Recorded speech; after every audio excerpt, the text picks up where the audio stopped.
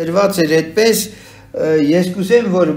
նմանատիպ երևույթներ Սուրբ գրքում կան էլի, եւ որպեսզի մենք ճիշտ մոտենանք հարցերին, մենք պետք է Աստվածաշնչի հոգին հասկանանք, Սուրբ Հոգու շարադրանքը, Աստծո գործելավորը հասկանանք, որպեսզի նմանատիպ հարցեր երբ որ լինում են, մենք ընդհանուր կոմպլեքսում հասկանանք, թե ինչպես Աստված ընդհանրապես մարգարեներին կիրառել, ինչպես է մարգարեների հետ գործել։ Ես ձեզ ասեմ մի բան ի սկզբանե, որ բոլորս լավ հասկանանք։ Ընդհանրապես մարգարեները ուշադիր լսեք, բոլոր ժամանակներում, անգամ նոր գտակարանյան ժամանակներում, հասարակության մեջ միշտ էլ ընդգծվել են իրենց տարօրինակ կեցվածքով։ Մարգարեները շատ հաճախ հասարակության մեջ անմիտներ, հիմարներ եւ գժեր են համարվել։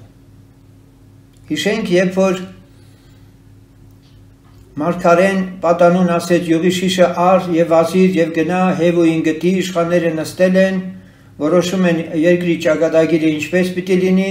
Իսրայելի Հուդայի թագավորներն ընդհանրապես ապստամբել են, Տիրոջ առաջ հաճելի չեն երկուսն էլ, եւ Տերը որոշել էր հեվույն բարձրացնել, ինչպես Երեմիա ասել էր, եւ երբ որ Եղիսեն այդպիսի պատգամ տվեց պատանուն, որը վազեր եւ յուղի շիշը կոտրեր հեուի գլխին եւ ասեր այսօր Իսրայելի թագավոր դու օծվեցիր, այդ պահին երբ որ այդ գործողությունն արեց ու դուրս էր գալիս վազելով, որովհետեւ այդպես էր մարգարեն իրան պատվիրել էս պատանուն, ասեց այդ գործողությունն անես ու միանգամից դուրս արի ու վազի, չմնաս այնտեղ, իշխանները հեվուի կողքին, որ խորհրդականներ էին կամ խորհրդի էին հրավիրված, ասեցին այդ ցնորածը հետ ինչ էր ասում։ Այդ ցնորածը հետ ինչ էր ասում։ Եվ հեուն ասեց իրան այդպես մի անվանեք։ Ինքը Տիրոջ խոսքը բերեց եւ դրանից հետո ասեց ինչ է եղել եւ բոլորն ասեցին կեցե Իսրայելի թագավորը, հեուն։ Հիմա սիրելիներ, նորից եմ կրկնում մարգարեները, սա ես ասում եմ ամբողջական իմաստով Աստվածաշնչի հոգու ամբողջ ասենք շարադրանքը Սուրբ Հոգու ոճը ձեզ մատուցելու տեսանկյունից։ Նրանք բոլորն էլ համարյա թե ընդգծվել են իրենց տարօրինակ վարքով, տարօրինակ կեցվածքով, իրենց ընդհանրապես ամեն շարժուձևը, խոսքը հասարակության մեջ չի ըմբռնվել։ Հաճախ նույնիսկ այդպիսիներին ցնորված են անվանել եւ հասարակությունը իրեն շատ սթափ համարել, բայց Տերը այդ կարգով, այդ ձևով է որոշել, մարգարեներին այդպես է դուրս բերել։ Հիշենք թեկուզ Հովհաննես Մկրտչին։ Նա մեկն էր, որ իր կյանքում հաս չկերավ։ Սովորական հաս չկերավ։ Նրա կերածն ինչ էր, վայրը մեղր ու մորեղ։ Միթե սա այլ տարօրինակ կեցված չէր մարգարեի համար։ Եվ ինչևիցե ես սրանով ուզում եմ ասել, որ սրանք հատուկ ընդգծված, ընտրված մարդիկ են Աստծո կողմից, երանելի մարդիկ են իհարկե, բայց այդ երանությունը, որ հիմա նրանք ավարտել են երկրի վրա իրենց կյանքը, հեշտ չի տրվել իրենց։ Հիշենք, որ Տեր Հիսուսը եւ առհասարակ առաքյալներն են հաճախ հղում են կատարում մարգարեներին, եւ մենք այսպիսի տողեր ենք կարդում, մարգարեները եւ նրանց չարչարանքները ձեզի օրինակ համարեցեք։ Օրինակ ինչի համար չի գրված հովիվները, սարկավակները, եպիսկոպոսները, վարդապետները, այլ երկու անձանց մասին է գրված, որ նրանց չարչարանքներին մենք պիտի հետևենք։ Մեկը դա մարգարեների չարչարանքներն են եւ մյուսը ավետարանչի չարչարանքները գրիր։ Ինքը Պողոսը, որ Տիմոթեոսին խորհուրդ է տալիս եւ ընդհանրապես իր զինակիցներին այդպես է ինքը քաջալերում։ Ավետարանիչը եւ մարգարեն իրենք պետք է չարչարանք տարապանք քաշեն։ Իրենք անցնում են մի ճանապարհ, որը սովորական մարդիկ չեն կարող անցնել։ Եվ հիմա ես ուզում եմ որպես ամփոփում ասեմ այդ որ ճիշտ հասկանանք հին ուխտի մարգարեներին, ոչ թե մարգարեությունները, այլ մարգարեների կեցվածքն ու դիրքը, նրանց կյանքը ընդհանրապես կենսաձևը ճիշտ հասկանալու համար, Ես ընդամենը նոր կտակարանից բերեմ Եբրայեցիս թղթից անմիջապես, որ շատ անգամ այս վերջերս անընդհատ դրա մասին խոսում ենք, անդրադառնում ենք Եբրայեցիս թղթին, Պողոս առաքյալը ինքը միանգամից հենց թուղթը գրելուց առաջ սկսում է հետևյալ կերպ, առաջի գլուխ, առաջի խոսք, շատ մասերով և շատ կերպերով Աստված առաջուց խոսելով մեր հայրերի հետ մարգարեների ձեռով այս վերջին օրերումը խոսեց մեզ հետ որդովը, որին ամեն բանի ժառանգ դրավ, որով աշխարհն էլ առավ։ Այսպիսով նորից անդրադառնում ենք այս համարին, որ շատ մասերով, շատ կերպերով Աստված առաջուց խոսել է հայրերի հետ։ Ու շատ մասերը հասկանում ենք, դա իր մոտ ունեցած կամքի ամբողջ ողջ այդ ծրագիրն է, որ ինքը հատորա, այսպես ասենք գրքի տեսքով բացում մարդկությանը, բայց կերպերը արդեն այստեղ խոսում այն մասին, որ այո, Աստված մարգարեների հետ խոսել է կերպերով։ Անգամ նոր կտակարանում էլ ենք մենք տեսնում այդպիսի բան, որ մարգարեն ինչ որ մի կերպով է խոսում, օրինակ երբ որ Պողոս առաքյալի գոտին վերցրեց մարգարեն կապեց իրեն եւ ասեց ում գոտին է այս գոտին նրան Երուսաղեմում կապանքներ սպասում, կարող ենք մտածել ինչ կարիք կար գոտին վերցնել, կապել, օրինակով ցույց տալ բան, այս ինչ պրիմիտիվ եղանակ է, կարար կանգներ ասել Պողոս Երուսաղեմում քեզ կապելու են։ Այսօրվա մեր տրամաբանությամբ մենք միշտ մտածում ենք, որ մեր հասկացողությամբ, որ այսօր շատ առաջ ենք էլի հին մարդու տրամաբանությունից, եւ ընդհանրապես պիտի ասեմ, որ հին ժամանակներում, անհիշելի ժամանակներից ի վեր սիմվոլիկաներով այլաբանորեն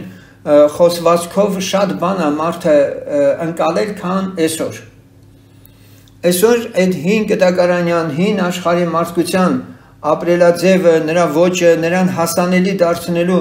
խոսքի ոճը այսօր նույնիսկ մարդկանց համար իսկապես ոչ միայն ընդունելի չի, այլ ծիծաղել է։ Ինչպես եւ այս համարը, որ մենք հիմա Եզեկիել 4-րդ գլուխը սերտում ենք։ Սակայն ես պիտի ասեմ, որ Աստված մարդկանց հետ խոսել է յուրաքանչյուր ժամանակում այդ հասարակության մեջ ընդունված ընկալելու սահմաններով ու չափորոշիչներով։ Նույնիսկ հիշենք, որ 400 մարգարեները, որ մարգարեանում էին, որ ռամոտ գաղատ կարող ես գնալ եւ նվաճել եւ այլն, եւ միայն մի քանի մարգարեներ, որ կանգնեց ասեց, Տերը ասում է, որ այս ժողովուրդը առանց հովվի ոչխարներ են, սայերի վրա ցիրուցան եղած, ամենքդ գնացեք ձեր տները, Տերիցը չի այդ մարգարեությունը, ինչ էր դրանից առաջ տեղի ունեցել, դրանից առաջ ինչ էր, այն մարգարեն, սուտ մարգարեն, եղջյուրները վերցե գլուխներ դրել եւ ասում էր, այսպես պիտի հրես, այսպես պիտի անես, թշնամին հեռանալու է, կամ այդ լուծը ասենք վերցրեց իր վզին դրեց, այդ վզից հանեց կոտրեց, ու ասեց Տերն այսպես ասում պիտի կոտրես այս թշնամուտ լուծը, բայց մարգարեն ասեց չէ, դա սուտ մարգարեություն, այսինքն նրանք էլ սիմվոլիկայի լեզվով որոշակիորեն իբրև թե տեսիլքի արդյունք, որ Աստծուց են ստացել, որ այդ եղանակով մարգարեությունը բացահայտեն, բացատրեն, սուտ մարգարեներն էլ էին այդ մեթոդներին դիմում։ Այսինքն ես ուզում եմ ասել, որ կերպերով Աստծո խոսելը մարգարեների հետ արտահայտվում էր նմանատիպ դրսևորումներով։ Եվ հիմա այստեղ որ տեսնում ենք Եզեկիել մարգարեին Տերը ասում է այդ մասին, որ Երուսաղեմը պիտի պաշարվի, խոհեր դիր նրա դեմ, խոհերը դրանք ռազմական տեխնիկայի ատրիբուտներ էին, երկաթե տապակար նրան դիր իբրև երկաթե Պարիս քո մեջ եւ քաղաքի մեջ եւ երեսը դարձրու դեպի նրան եւ նա լինի պաշարման մեջ, ուշադրություն դարձրեք պաշարման մեջ։ Այսինքն Երուսաղեմը պետք է ամբողջովին շրջապատվեր թշնամիներով, նույն Սամարյան իր հերթին եւ դու նրան պաշարիր, սա մեկ նշան լինի Իսրայելի տան համար։ Սա դեր այս ամենը գծագիրը, որ արվեց Երուսաղեմի համար, մի աղյուսի վրա նկարագրեց եւ տվեց։ Եվ հետո հիշենք մի բան էլ, որ երրորդ գլխում Տերն ասում է, որ դու քո լեզուդ քիմքիդ կկպցնեմ, դու կհամրանաս, եւ դու նրանց համար խրատող մարդ չես լինի, որովհետեւ նրանք ապստամբ տուն են։ Եվ ես քեզ հետ խոսելիս կբանամ քո բերանը եւ դու նրանց ասես, այսպես է ասում Տեր Եհովան։ Այստեղ մի շատ հետաքրքիր մեթոդ է Աստված ընտրում, մարգարեին համրացնում է եւ ասում է, որ դուք խոսես այն ժամանակ, երբ որ ես կուզեմ, լավ քույր ուզում ես միկրոֆոնը անջատի, հա, քո չի անջատված։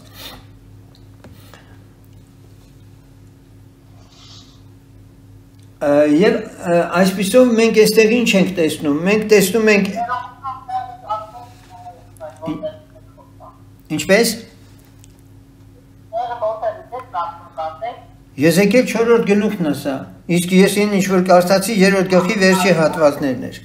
Հիմա վերջի հատվածներն էր Եզեկիելի 3-րդ գլխի 26-27 խոսքերը թերևս եւ հիմա հարցը սա է, որ Աստված թույլ չի տալիս, որ մարգարեն մարդկանց հետ հաղորդակցվելիս այլևս ավելորդ բառեր խոսի։ Սա շատ հետաքրքիր մեթոդ է։ Երանի թե այսօր Աստված իր զավակների հետ էլ այդպես գործեր, շատ հրաշալի կլիներ, մանավանդ որ հիմա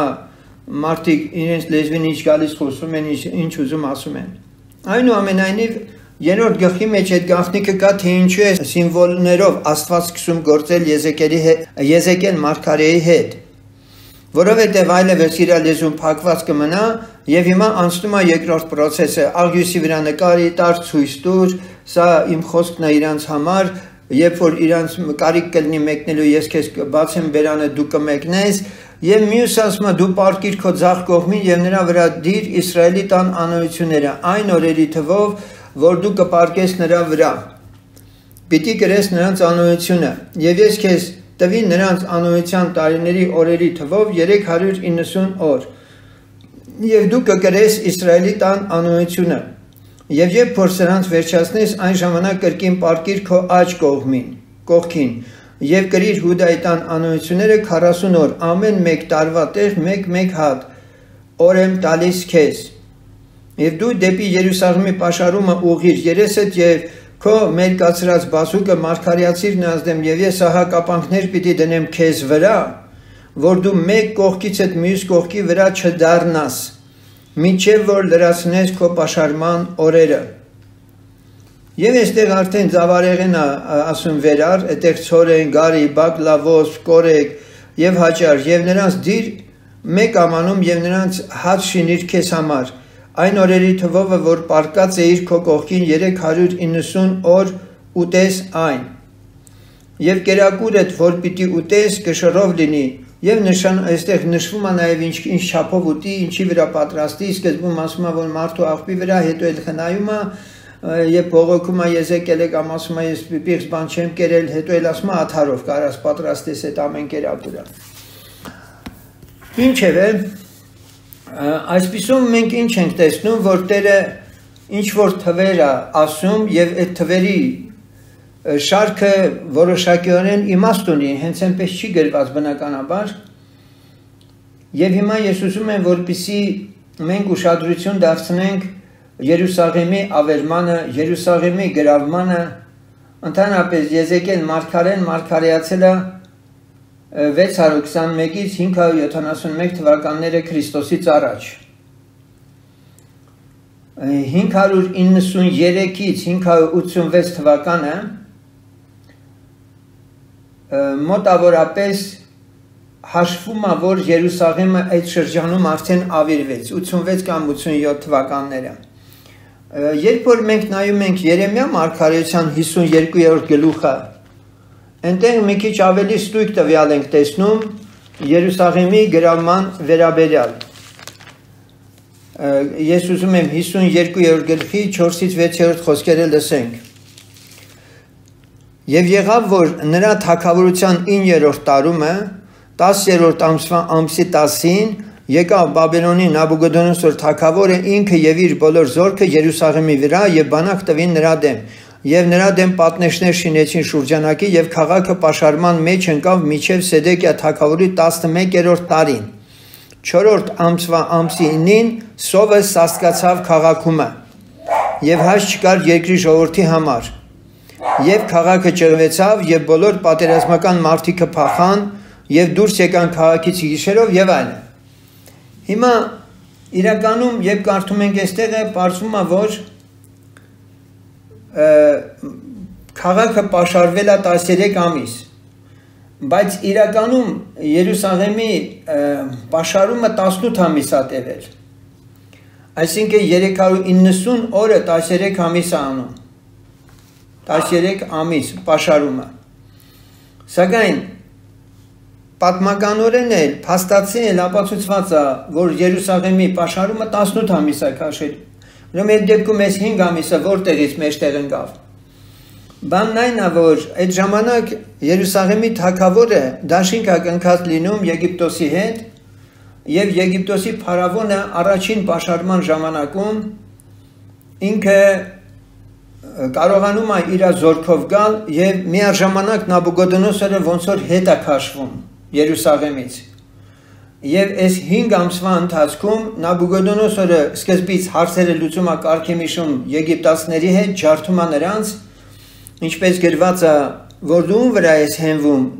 այն եղեգի վրա, որ կրտնես իր վրա քո կողը կծակի կամ քո ձեռքը կծակի, Տերը մարգարեաբար հուշում է, որ դու սխալ դաշնակից ես ընտրել, ով Երուսաղեմ, երբ որ դու Եգիպտոսին ես եւ Նաբուգոդոնոսորը հաղթում է նաեւ Եգիպտոսին եւ հետո շուրջը գալիս եւ այդ պրամեժուտկեն այսպես ասած այդ տարածությունը 18 ամիս է քաշում։ Հիմա բացի այս ամենը նայենք նաեւ մեկ այլ կտրվածքով, որովհետեւ կարդացինք այդ մասին, որ այստեղ ամեն մի օրը նաեւ տարի է համարվում։ Ինչպես հասկանանք, որ Իսրայելի համար 390 օր, իսկ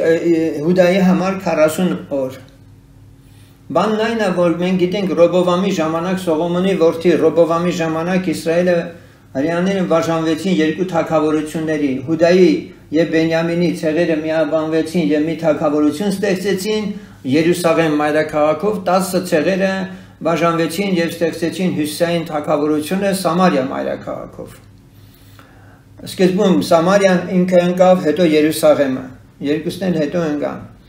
Հիմա եկեք ուշադրություն դարձնենք այս օրերը, որ այստեղ էլ գրված է, որ տարիների հետ պետք է ասոցացնել,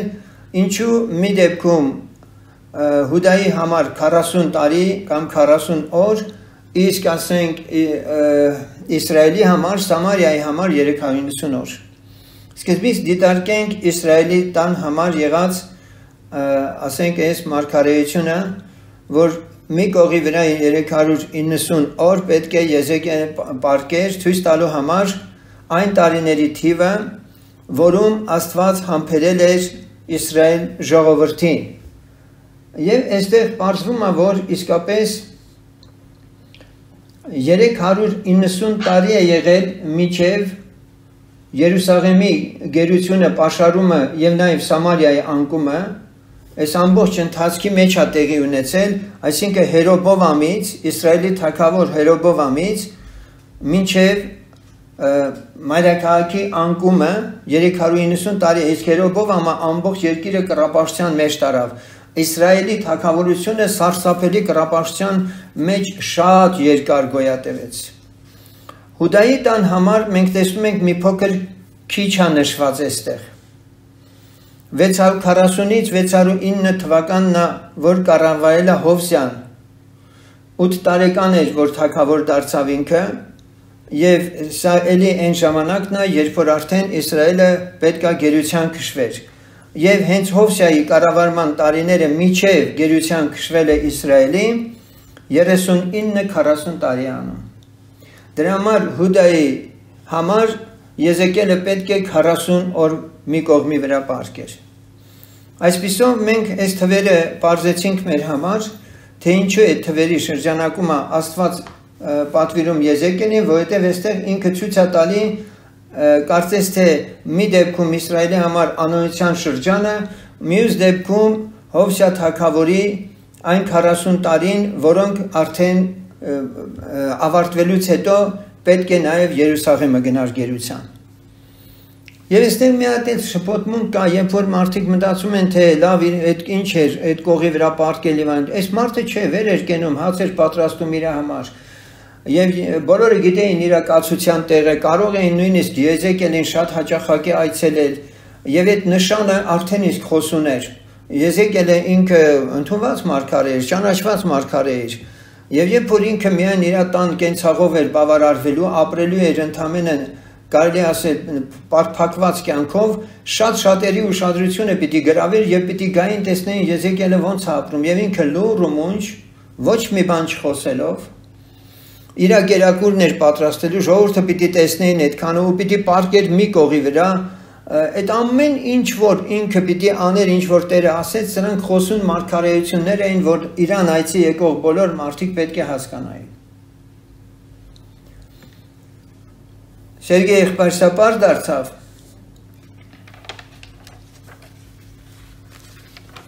Կամո եղբայր, հա, կիսակ պրատ եմ լսում, եթե Գևորգ եղբայրը հետո զապիս արել, ես ավելի ուշադիր կլսեմ եղբայր, իմ մոտ վաբշե կամ չկա։ Շատ լավ։ Հիմա անցնենք առաջ, ես ուզում եմ, որ ես ինչպես ասացի, չեմ սահմանափակվի միայն այս մեկնության պես մարգարեի, որովհետև նմանատիպ բաներ հարցեր էլի հնարավոր է առաջանան ձեր մոտ հաջորդիվ։ Եկեք նաև Սուրբ գրքից էլի մի քանի մեր համար առաջին հայացքից տարօրինակ թվացող, այսպես ասենք, երևույթներ դիտարկենք եւ փորձենք դրա խորությունները հասկանալ։ Անցնենք 3-րդ Թագավորաց 20-րդ գլուխ։ Ուրեմն այն ինչ որ մենք պետք է հիմա լսենք այստեղ Կամո եղբայրան ներողություն խնդրեմ։ Այ Իմ հարցի ես մի հատ հարց էի տեղադրել, ճիշտ է եղբայրը բանը ձայնագրությունը դրել էր։ Այո։ Բայց վերեցի որ լսեմ ճիշտ ասած բառերը չէի կարող տարբերել, էլի մի քիչ երևի բանի տեխնիկական որակի հետ կապված բան կար։ Եթե կարելի է իմ հարցի վրա էլի մի հատ բան։ Քո հարցը մի քիչ ծավալուն է եւ դրա համար հատուկ ես մոտ մի ժամ քարոզ եմ ունեցել Գարիկ եղբայր։ Շատ լավ։ Հասկանալի է եղբայր։ Ես այդ նույն քարոզը ունեմ, ես կարող եմ նույն ուղարկեմ առանց զապիսանել, ուղղակի հենց այդ բանը հանեցի զապիս արած էլի, զապիս արեցի այդ բանը, այդ նույն քարոզը ուղարկում ես։ Եղավ, Հա։ Ուրեմն հիմա մենք նայենք 3-րդ Թագավորաց 20-րդ գլխի մեջ 35-րդում կարդում ենք 28-րդ խոսքից Եվ Աստծո մարդը մոտեցավ ասեց Իսրայելի թագավորին, թե այսպես է ասում Տերը, որովհետև ասորիները ասում են, թե Եհովան սարերի Աստված է եւ ոչ թե հովիտների Աստված է նա, վասն որ այս մեծ ամբոխը քո ձեռքն է մատնելու, եւ դու գիտենաք, թե Եհովան ես եմ եւ 7 օր իրար դեմ բանակ տված կացան, 7-րդ օրը պատերազմ եղավ եւ Իսրայելի որդիքը ջարդեցին ասորիներից 100,000 հետևակ զորք մեկ օրումը։ Դուք պատկերացնում եք ինչ ջարդ ա եղել։ Եվ մնացորդները փախան Ափեկ քաղաքը եւ Պարիս բնկավ մնացած 27,000 մարդկանց վրա։ Բենադադը փախավ եւ մտավ քաղաքում մի տան խոր սենյակը։ Ու դրանից առաջ ասեմ ձեզ, որ այս մարգարեությունը եղել էր։ Տերը ասել էր, որ քո ձեռքն եմ տալու։ Իսրայելի թագավորին ասել էր, քո ձեռքն եմ տալու ասորիներին, եւ Տերը իր խոսքը կատարեց։ Ինչքան մարդ 127,000 մարդ մեկ օրում կոտորվեցին։ Եվ նրա ծառաներն ասեցին իրար, ահա մենք լսել ենք, որ Իսրայելի տան թագավորները ողորմած թագավորներ են, թող մեր մեջքերնին քուրձեր եւ մեր գլուխնին չվաներ դնենք եւ գնանք դուրս Իսրայելի թագավորի մոտ, գուցե նա քո անձը ոչ թողե։ Եվ նրանք մեջքերնին քուրձեր եւ իրանց գլուխներին չվաններ կապեցին եւ գնացին Իսրայելի թագավորի մոտ եւ ասեցին. Ծառադ Բենադադը ասորիների թագավորն ասում է, թող իմ անձն ապրե, եւ նա ասեց. Միթե նա դեռ ողջ է։ Նա իմ եղբայրն է։ Ուշադրություն դարձրեք, քիչ առաջ դու թշնամի էիր համարում, կռվում էիր նրա հետ, հիմա այդ թագավորին քո եղբայրն ես համարում։ Եվ նրա մարդիկը այս հաջողություն համարեցին եւ շտապելով տեղեկացան, թե նրանից է արդյոք, եւ ասեցին. Ահա քո եղբայրը Բենադադ, եւ նա ասեց. գնացեք նրան բերեք, եւ Բենադադը դուրս ելավ նրա մոտ, եւ նա նրան վեր բարձրացրեց կառքի մեջ եւ ասեց նրան. Այն քաղաքները, որոնք իմ հայրն առավ քո հորիցը, ես ետ կդարձնեմ, եւ դու քեզ համար հրապարակներ ունեցիր Դամասկոսում, ինչպես իմ հայրն ուներ Սամարիայում։ Իսկ ես ասեց Ակամը, դաշինքով կարձակեմ քեզ, եւ նա դաշինք դրավ նրա հետ եւ նա արձակեց նրան։ Պատերազմում հաղթելա, հաղթած կողմը թագավորին հələ դեռ իրան գահին այելի կանգնեցնում, քաղաքներ շինել տալ եւ այլն։ Հիմա ուշադիր։ Եվ մարգարեների որդիներից մեկ մարդ, Մարգարեների որդիներից մեկ մարդ, չի գրված անունը, Տիրոջ խոսքով իր ընկերին խնդրեմ ինձ զարկիր, ուրեմն իր ընկերին ասեց խնդրեմ ինձ զարկիր, բայց այն մարդը չուզեց նրան զարկել, Մարգարեն ասեց ինձ խփի, նա չուզեց որ խփի իրեն, նա էլ ասեց նրան, որովհետև դու չլսեցիր Տիրոջ խոսքին, ահա ինձանից գնալիս առյուծը քեզ պիտի զարկե, եւ նա գնաց նրա կշտիցը եւ մի առյուծ գտավ նրան եւ զարկեց նրան։ Ուրեմն մարգարեների որդիներից մի մարդ ասեց Տիրոջ խոսքով իր ընկերին, Տիրոջ խոսքով դա նշանակում է մարգարեին Տերն ասել է, գնա ես ընկերոջդ ասա մի հատ թող լավ խփի այն դեմքիդ, որ Արոն լվի կանի, դեմքդ Արոն լինի։ Սա գնում ասում է խփիր, ինքը չի խփում։ Այս մարդը, տեսեք, սա շատ նուրբ կետ է։ Ես մեծ երկյուղով ու վախով եմ հիմա նույնիսկ խոսում այս մասին իմ համար էլ, որովհետև Տերը իմ համար ուրիշ բան է ասում, որպես կարգավիճակում գտնվող անձ։ Ես չեմ ուզում իմ ասածը ձեր բոլորի համար ասենք վախի մթնոլորտ ստեղծի, բայց երբ որ այդ կոչման բատերը հետ ես խոսում, ես մեկ-մեկ ասում եմ Տեր, ուրեմն պետք է ինչքան զգուշ լինեմ ես, որովհետև հնարավոր է իմ խոսքը նաև քոնը լինի եւ դիմացինը չհասկանա հաճախ։ Եվ ուրեմն այստեղ ինչ ենք տեսնում, ասում են սկզբին նա չի խփում, գիտեք ինչի չի խփում, ասում են այս աննորմալ է այս մարդը, ոնց խփեմ իրան։ Սա տեղավորելու բան չի մարդկային ուղեղին, բայց մարգարեն սա ասում է Տիրոջ խոսքով է։ Եվ այս դիմացինը սափ միտքի փրթե ունենալով, իմանալով, որ դիմացինը մարգարե է, ինքը չի անում իր խոսքը։ Եվ ասես լավ, որովհետև դու չլսեցիր Տիրոջ խոսքին, որովհետև ես ինչ որ քեզ ասեցի, դա Տերն էր ասում, չարեցիր, ահա ինձանից գնայս առյուծը պիտի քեզ զարկե։ Եվ նա գնաց նրա կշտիցը եւ մի առյուծ գտավ նրան եւ զարկեց նրան։ Ինչի, որովհետև խելքի ձոր տվիր, որովհետև վստահեցիր քո հասկացողությանը եւ սա Տիրոջ խոսքն էր, որ ասված էր, դու դա չարեցիր։ Եվ մեկ ուրիշ մարդ գտավ եւ ասեց նրան. խնդրեմ ինձ զարկիր։ Եվ այն մարդը զարկեց նրան սաստիկ եւ վիրավորեց։ Տես ինչքան ուժեղ խփեց ու վիրավորեց, չասես թույլ խփի բան եւ այլն։ Այդ անպայման պիտի երևար իր վրա, որ ինքը հարված է կրել։ Եվ մարգարեն գնաց եւ կանգնեց թագավորի ճանապարհին եւ աչքերի վրա մի ծածկոց դնելով իրան ծածկեց եւ թագավորն անցկենալիս նա կանչեց թագավորին ասեց. Ծառատ գնացել էր պատերազմի մեջ եւ ահա մի ետ քաշվող մարդ ինձ մոտ մի մարդ բերավ եւ ասեց. Պահպանիր այս մարդը, եթե նա կորչելու լինի, քո անձը պիտի լինի նրա անձի տեղ, կամ մի տաղանդ արծաթ պիտի վճարես։ Եվ երբ որ ծառատ այսինչ եւ այնինչ բանը անում էր եւ նա չկար, եւ նա չկար։ Ուրեմն ինչ է ստացվում, մարգարեն ինչ է ասում, այդ օրինակով ինքը գալիս է ասում, մի հատ մարդ էին բերել իմ մոտ պատերազմի դաշտից, էդ էլ ինքը տենց անում, որպեսզի իրան վիրավոր ցույց տա։ Ինձ ասեցին պահի այս մարդուն, ես էլ այս կողմ էի նայում, հանկարծ եկան այդ մարդին իմ ձեռից առան տարան։ Ես չկարողացա պահպանել այդ մարդուն։ Պահպանիր այս մարդին, եթե նա կորչելու լինի, քո անձը պիտի լինի նրա անձի տեղ։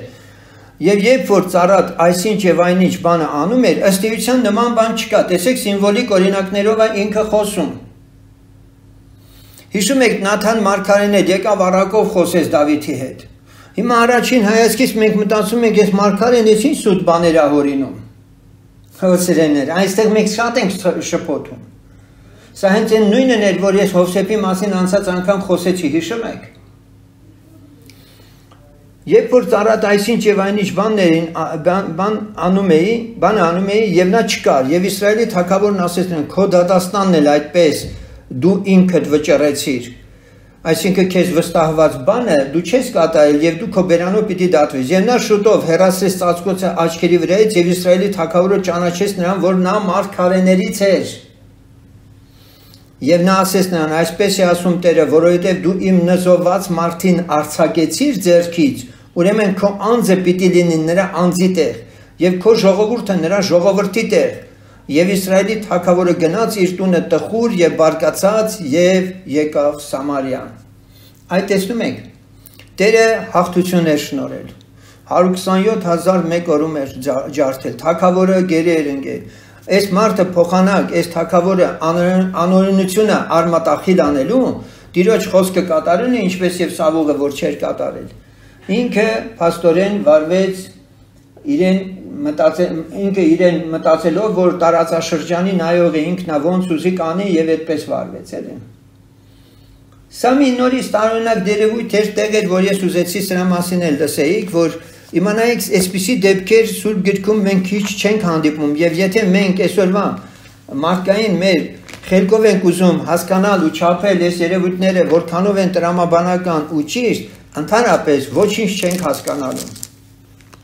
Նորից եմ կրկնում, շատ մասերով, շատ կերպերով Աստված խոսում։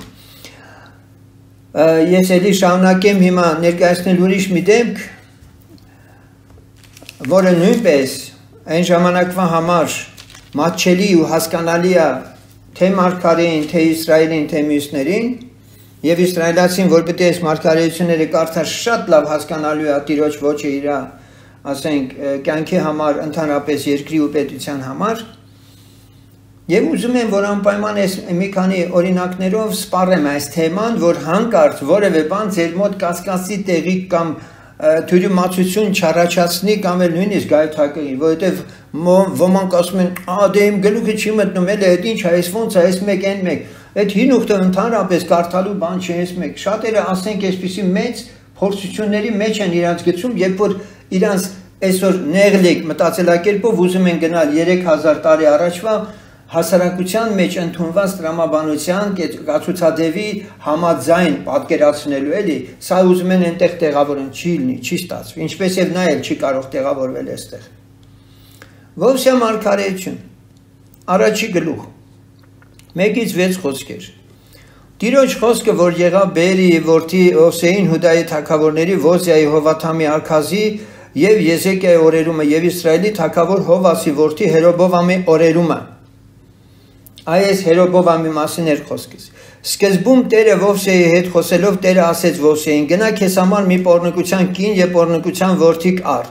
որովհետեւ երկիրը բոլորովին պոռնկացել է Տիրոջը հետևելուց խոտորելով։ Նորմալ է այսօրվա մեր ընկալմամբ, իհարկե չէ։ Սակայն Տերը այսպիսի եղանակով մարգարեությունը հաղորդում Իսրայելին։ Ինչի է այսպես վարում, քո ինչ գործն է, իմ ինչ գործն է։ Եվ մենք շատ անգամներ, ես ի սկզբանե կարող էի, Սերգեյ եղբայր, մի անգամից թեման փակել այսպես, իսկ ինչի եք ուզում անպայման թափանցել ու հասկանալ, թե ինչի է տենց արել Տերը։ Ու անցնեիք այդ համարները։ Գիտեք ինչ, սա շատ ավելի լավ մեթոդ է ու մոտեցում է Սուրբ Գրքին, որ Աստծո խոսքում որևէ ավել կամ պակաս բան չկա եւ հակասություն չկա, քան ասենք ֆանտազիաների մեջ ընկնել մի դեպքում ուղեղին զոր տալ ու գայթակղվել եւ այլն։ Կարճ կոնկրետ բան եմ ուզում ասել ձեզ։ Չեք հասկանում Աստծո խոսքը։ Մի ավելորդ փորձությունների մեջ ձեզ գցեք, պարզապես կանգ առեք, ստոպ տվեք, ասեք փառքես Տեր, չեմ հասկանում, առաջ շարժվեք։ Աստծո խոսքը չունի իր մեջ հակասություն։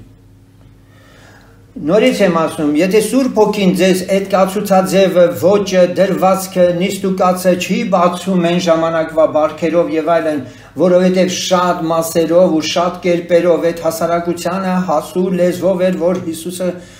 մարգարեանում էր եւ նաեւ մարգարեանում էին նախնիները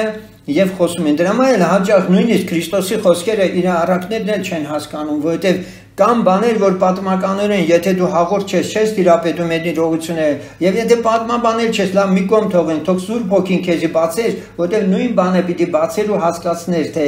ինչու է Տերը այդպես խոսում։ Եվ այսպես այս անձնավորությունը մարգարեն պետք է գնա, ինչ անի, պոռնկության կին պետք է առնի իր համար։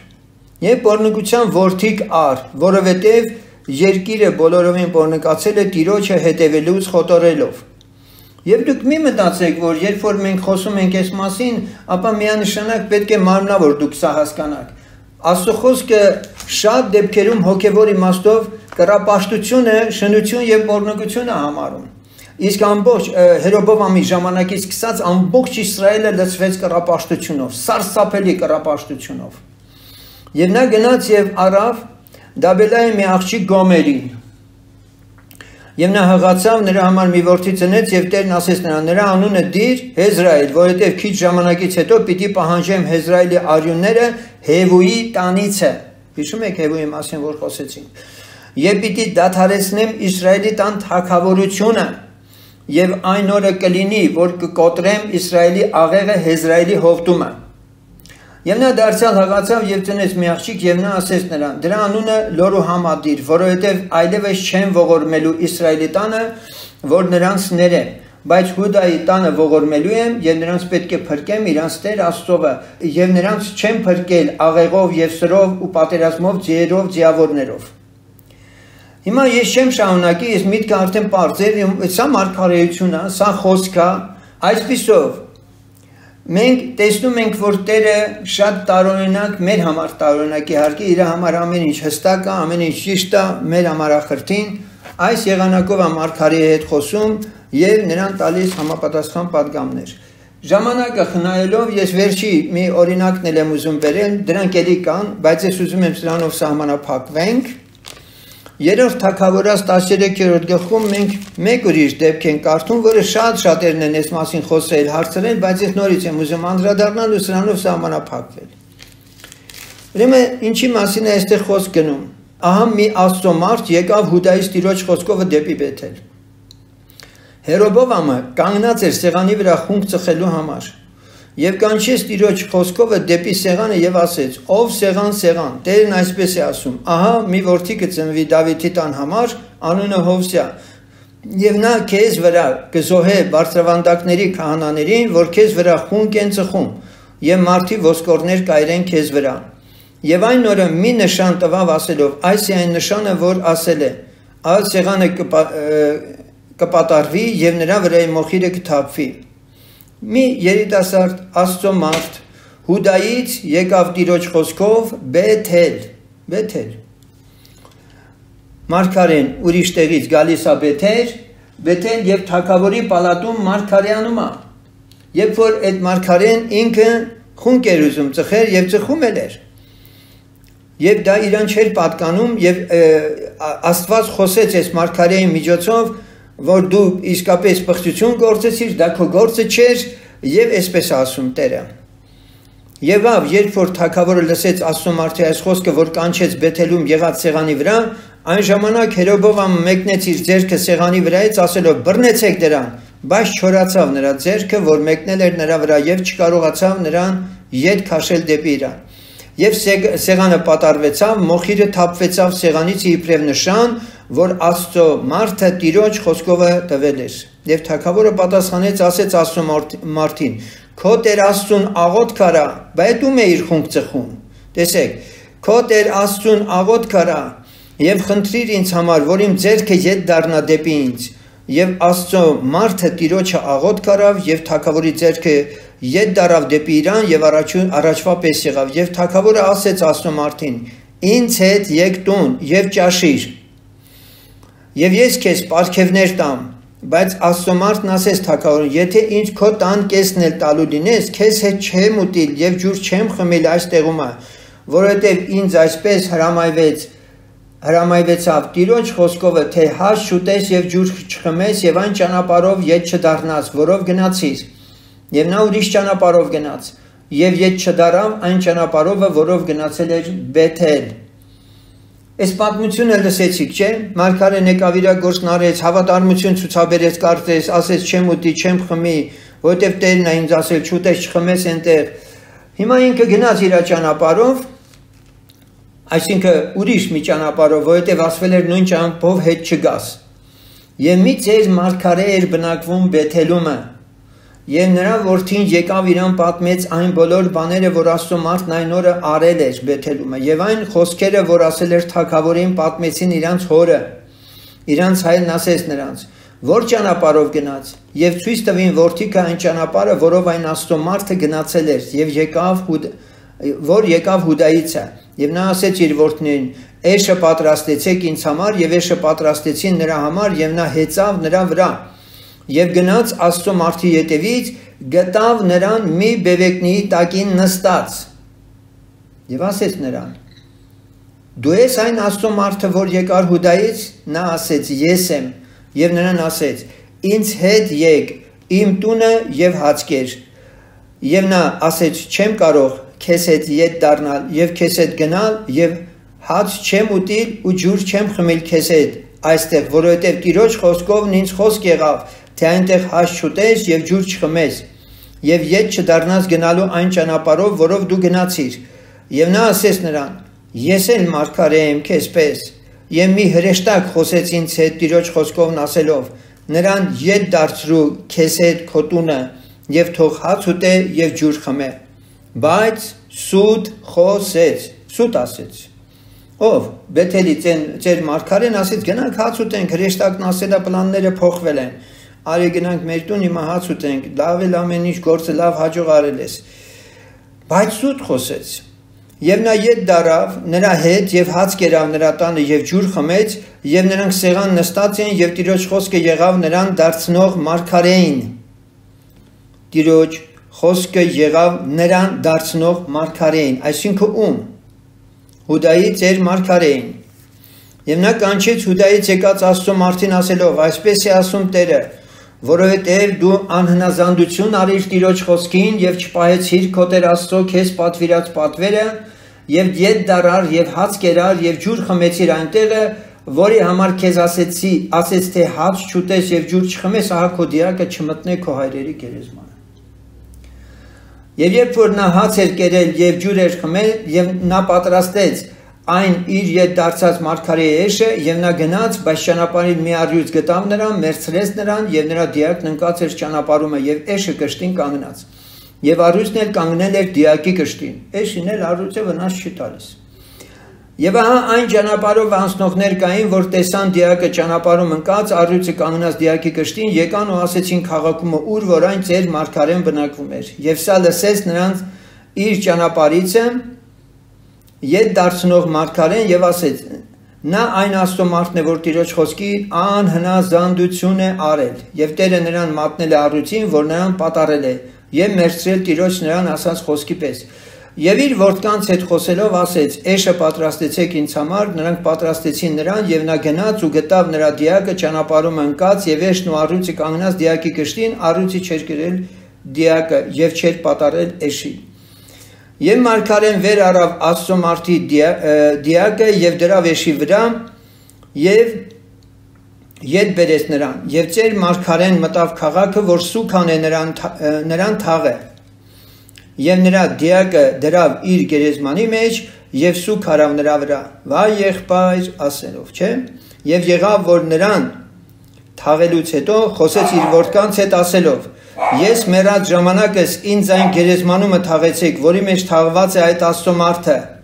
Նրա ոսկորների կշտին դրեք իմ ոսկորները, որովհետև անպատճառ պիտի կատարվի այն խոսքը, որ Տիրոջ խոսքով խոսեց Բեթելումը եղող սեղանի եւ այն բարձրավանդակների ամեն տների վրա, որ Սամարիայի քաղաքներումն են։ Այս բանից հետո էլ Հերոբովամը ետ չդարավ իր չար ճանապարհից եւ դարձյալ ժողովրդի մասերից բարձրավանդակների համար քահանաներ շինեց, ուզողին ձեռքերը լցնում էր եւ նրանց բարձրավանդակների քահանաներ էին լինում։ Այժմ ես ուզում եմ այս հարցը տալ եւ ձեզ լսել, որովհետեւ երկար ընթերցեցի ամբողջ գլուխը։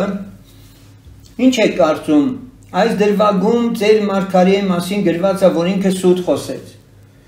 Ավելին, այս մարդուն տարավ իր տուն հաստվեց ու քթից հանեց կոպիտ ասած, որ առաջին հայացքից այսօրվա տրամաբանությամբ մենք փորձ ենք հասկանալ եւ մեր ժողովրդական խոսքով ասած հենց այդպես էլ կարծես եղավ։ Երևույթը կարծես դա է նկարագրում։ Ինչի՞ ամոզեցիր այդ մարդուն տարար քո տուն։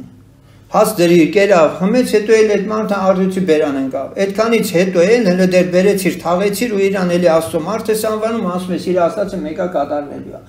Հիմա կարողանում ենք մենք հասկանալ ընդհանրապես ինչա տեղի ունեցել։ Առաջինը, ուզում եմ այս հարցը բացահայտենք, որ իրարից տարբերենք։ Մարգարեի անձը եւ մարգարեի ասած խոսքը իրարից տարբեր է։ Մարգարեի խոսքը Իրանը չի։ Ինչ հասկանում եք ես ինչ եմ ասում։ Երբ որ Տերը խոսում է մեկի միջոցով, այդ խոսքի Տերը տվյալ անձը չի, այդ խոսքը Աստված է ասում, եւ դա էական չի թե ումով կասի, սա մեկ։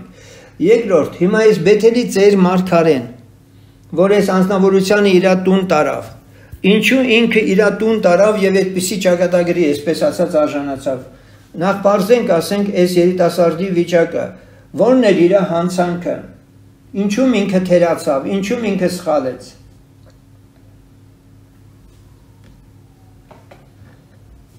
Ապա կարող եք ասել։ Որովհետև նախորդ ինքը լսել եք երիտասարդ մարգարեն, որ պետք է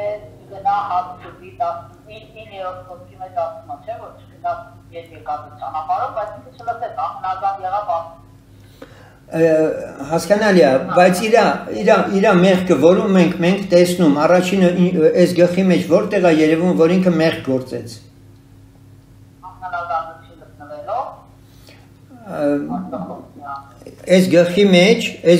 մեջ գրված է իր մեղքը, որն է առաջին մեղքը եղել, որ ինքը որպես մարգարե երիտասարդ փորձառու չի, անփորձ է եւ այլն, որն է եղել իր մեղքը։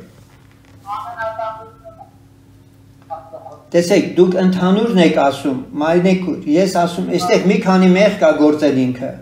մի մեղք չի գործել, որ այդ ամբողջը հենց ինքը անհնազանդություն է կոչվում, բայց հիմա ես ուզում եմ կետ առ կետ գնանք, առաջին։ Ինչու ես դու թագավորուն ասում, թե Տերը քեզ ինչ է ասել։ Լսում եք։ Նախ, երբ որ թագավորը իր տուն տարավ, ասեց ինձ հետ եկ տուն եւ ճաշիր եւ ես քեզ պարգևներ տամ։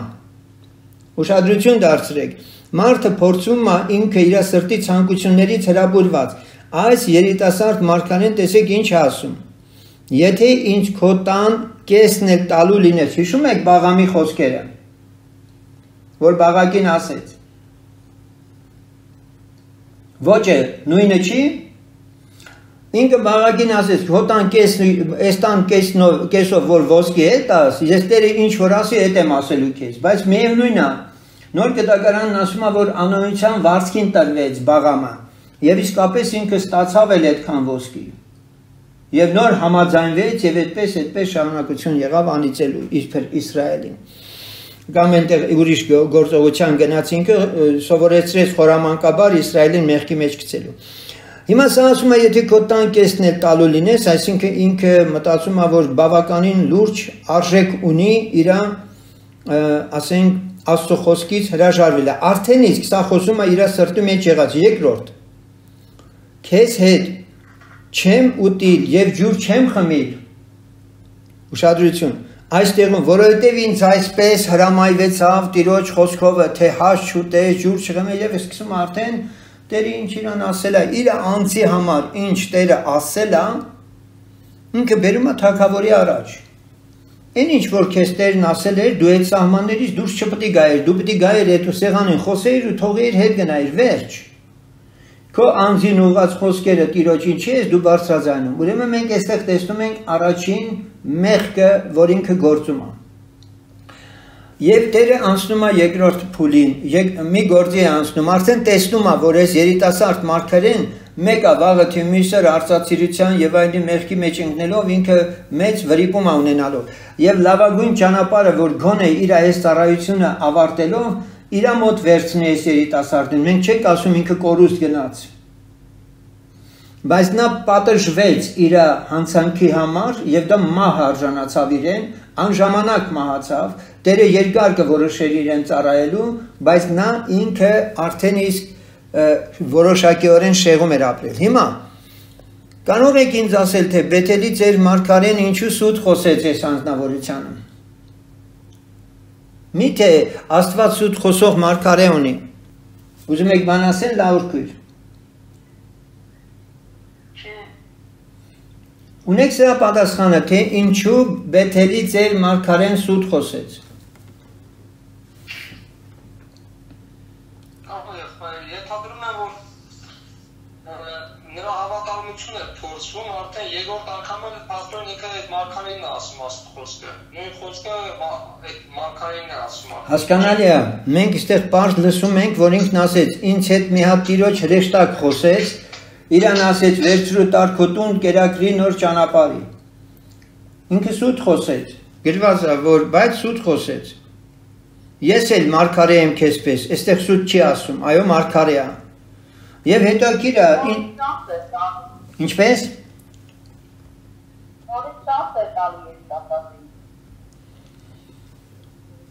Նորից շանս էր տալիս։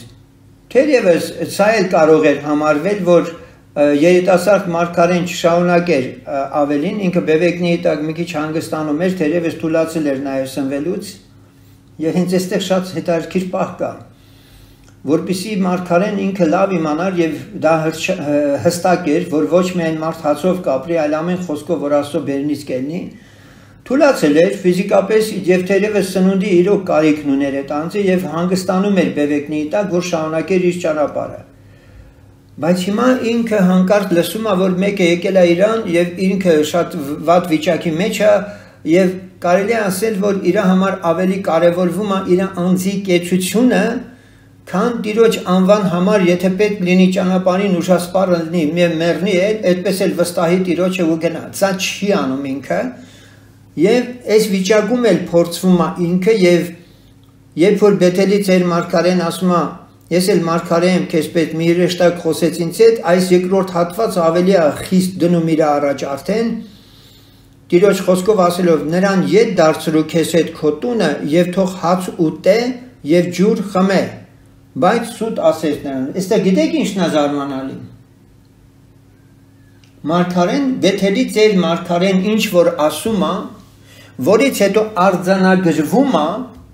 որ այս երիտասարդ մարգարեն անհնազանդություն արել, դա այս ծեր մարգարեի արարքից հետո է, որ փաստվում է, որ դա անհնազանդություն էր։ Այսինքն Բեթելի ծեր մարգարեի արածը մտնում էր Աստծո ծրագրի մեջ։ Բեթելի մարգարեի սուտ խոսելով է։ Ոնց հասկանանք սա։ Որովհետև արդյունքում այս երիտասարդը պիտի հրճակվի ինչ, որ անհնազանդ է եղել Տիրոջ խոսքին, անհնազանդ է եղել, եւ Բեթելի ծեր մարգարեն դրա համար չպետք է պատժվի։ Եվ այստեղ մյուս հարցներ տամ, նոր արդեն ամբողջացնեմ, ինչի Հուդայից պիտի գար այդ մարգարեն, այդ երիտասարդը եւ այդտեղ խոսեր եւ այլն։ Այնա որ Հուդայում բանը Բեթելում կար ծեր մարգարե, ինչի այդ մարգարեին Տերը չասեց գնա ասա այս թագավորին, որ ինքը ամբարտավան է, օրինակի համար։ Այն ինչի ունեք Բեթելի ծեր մարգարեն տեղում կար մարգարե, ինչի Տերը Հուդայից նորից մեկ ուրիշը բերեց։ Ես հիշում եմ, որ մարգարեն իրաց հայրենիքով չունի, էլի չեն Այո, Տերը օրհնի, մարգարեն իր գավառում ընդունելի չէր։ Եվ այս մարգարեին բանի տեղ դնող չկար։ Եվ դրա համար Աստված իմանալով, որ մեկը իրան չեն ընդունել, ուրիշ տեղից է բերել եւ այդ գործողությունը կատարվել է, բայց Բեթելի ծեր մարգարեին Տերը օգտագործում է նրա հսկողության տակ է տեղի ունենում այս բաները։ Այժմ ես ուզում եմ նորից այդ հարցը բարձրացնել մեկ անգամ եւս եւ եթե չունենամ պատասխան նոր արդեն կանդրադառնամ թե ինչու մարգարեի սուտ խոսելը Տիրոջ առաջ դատապարտելի չեղավ։ Մարգարեն սուտ խոսեց։ Այս մեթոդն ու եղանակը, որ մարգարեն երիտասարդի առջև դրեց տարավիրատուն կերավ, խմեց, հիմա ինքը սենց պատկերացնում եք, չէ, ուտում խմում են իրար հետ, բայց ձեր մարգարեն նայում է իրան եւ գիտի, որ շուտով ինքը պիտի առույցների բերան ընկնի, պիտի մեռնի ինքը։ Տերը Բեթելի ծեր մարգարեին հասկացրել է, ոչ միայն նրա մահը, այլ նրան նաեւ ինքն է թաղելու։ Հասկանում եք։ Եվ սա հենց այն կետն է, որ շատ երիտասարդներ, հավատքի մեջ երիտասարդներ, շատ հաճախ սպասավորների գործելավոճի մեջ ուզում են թափանցել, բայց չեն կարող հասկանալ, թե Տերը իրանց միջոցով ինչպես է գործում։ Եվ այստեղ բացվում է մի գաղտնիք։ Ծուռի հետ ծուռ ես, ուղիղի հետ ուղիղ, ով Աստված։ Հիշում եք այս համարը ես միշտ եմ ձեզ ասել։ Աստված ծուռի հետ ծուռ է, ուղիղի հետ ուղիղ։ Ծուռ անձնավորության հետ իր ծուռ սրտի համաձայն է խոսելու, ուղիղի հետ ուղիղ սիրտ ունեցողի հետ խոսելու է այնպես ինչպես որ իսկապես իր սիրտն էլ ուղիղ է Աստծո հետ եւ այդ Աստծո սիրտն էլ բնականաբար այդ մարդու հետ ուղիղ է եւ ճանաչում է իրան։ Այսպիսով այս մեթոդը ծեր մարգարեի, որ ինքը կիրառեց, թեպետ ինքը տվյալ դեպքում կարդում ենք սուտ խոսեց, բայց սա տվյալ երիտասարդ մարգարեի վերջին, ասենք, շանսներ ինչպես ասվեց փորձվելու, նա քննությունը լավ չտվեց եւ իր հոգեվոր ճակերտավոր ասած կյանքը կարիերան ավարտվեց։ Հիմա ես այսքան երկար այս թեմայի վրա կանգ առա, որպեսզի մեկ անգամ եւս ձեր ուշադրությունը դարձնեմ Սուրբ Գրքի անսխալական լինելու մեջ, որովհետև ես ձեզ միշտ ասել եմ, ամեն խրթին թվացող հարց, ամբողջ Աստվածաշնչի կոնտեքստում պիտի հասկանալ։ Եվ ոչ թե համարը վերցնել այնտեղից ու փորձել դա հասկանալ ու խճճվել, այս մեր ժամանակի տրամաբանության մեջ էլ փորձել թափանցել եւ այդքան անընդհատ փնտրել բանել ու նույնիսկ գայթակղվել, չէ, ճիշտ չի, սա մարդն է արել, Աստված այդպիսի բան։ Ու իրանք էլ ուզում են Աստծուց էլ ավելի բարեպաշտ եւ սուրբ են ուզում համարվել։ Սա միակ տեղերը չէին, ելի կան տեղեր, որոնք իսկապես մեր մարդկային ընկալումով մարգարեների գործելավոճը, նրանց ասենք մեթոդները, կերպերի, Աստված, որ այդ կերպերով էլ խոսել է ժողովրդի հետ, շատերի համար իսկապես անընդունելի, անընկալելի եւ խրթին կարող է համարվել։ Բարձ դարձավ այս ամբողջ հարցերի, ասենք, պատասխանը, որ մենք այսօր քննարկեցինք միմյանց հետ։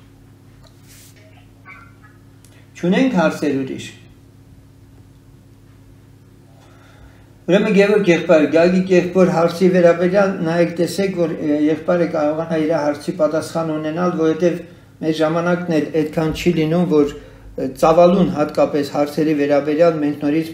առանձին ժամանակ տրամադրենք։ Եթե դրանց հարցերի պատասխանները քարոզներում կան, այո, ավելի հեշտ կլինի այդ քարոզները լսել։ Այսօր այսքանը, եթե էլ ասելիք չունենք, Աստված բոլորի թե Տերը ձեզ է, Տերը օրհնի ձեզ։